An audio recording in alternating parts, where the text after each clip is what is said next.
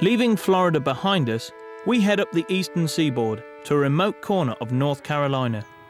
Here at the Alligator River Refuge, they are trying to save one of America's predators from extinction, the red wolf. We've come to work with the project's main man, Art Beyer. Hiya. Hey gang, how you doing? Okay. Get some coffee in you? Yeah. You ready to roll? And breakfast and everything. Oh, good, because we got plenty to do today. To start with, if you look here, this shows you just how much range the red wolf had, and it was primarily the whole southeastern United States. And we, by direct persecution, habitat loss, narrowed it down to just a small section and just about wiped it out.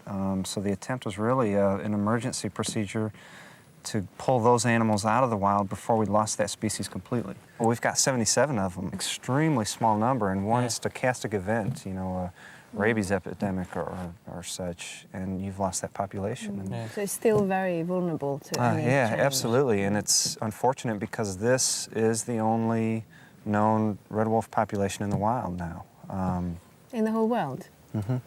Right. In order to boost numbers in the wild, Art uses a captive breeding program and then releases the offspring. Today, we are being thrown straight to the wolves. When we first get in there, we may, assuming that they're going to be running around, try and get them with a net. Okay. These work pretty good. The idea is we'll try and focus on one particular animal, go in together on that, and try and catch it running alongside the fence. Mm-hmm. These two tend to be a little bit more excitable than the others. Well, it should be a bit of fun. Yeah, I'm a bit insecure actually about how dangerous it really is. I mean, they sound pretty wild, and I can imagine when you're chasing them, they can be a bit snappy. Yeah, it's not going to be. pleasant. Yeah, it is going to be one of these sort of dodgy situations where you just have to be quick on your toes. One of this feisty pair needs medical attention for a neck wound, but before we work on him, we need to relocate his penmate. We have to work fast. The longer the chase, the more stress these animals get, and naturally, more dangerous. Where's the clever? Should I go over here? Yeah, take this side. What we'll do is we'll try and get them to Loop round. Yeah, try and get them to. We need somebody to kind of get along that fence. Or next time this big one comes around here, kind of scooch that way. Okay.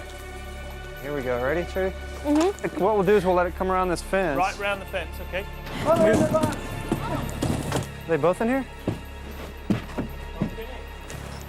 We need somebody to kind of get along that fence. Ooh. Yes. Oh, very nice. Where's the injection? That was so quick, too quick. We have to sedate our wolf before we can examine his neck wound.